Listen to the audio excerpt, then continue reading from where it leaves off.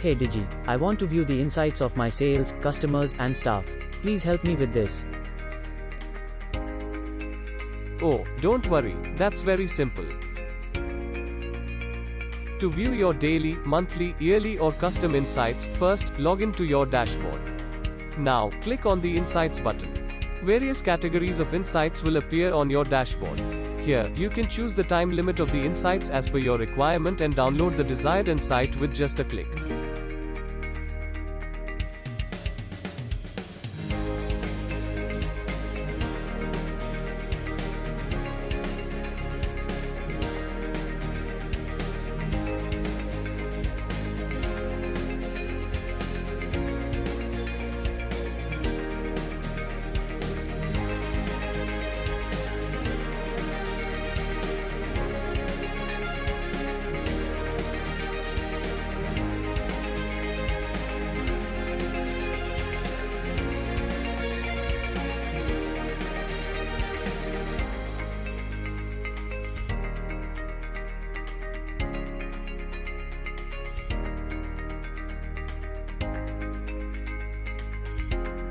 Wow, thank you for your help Digi.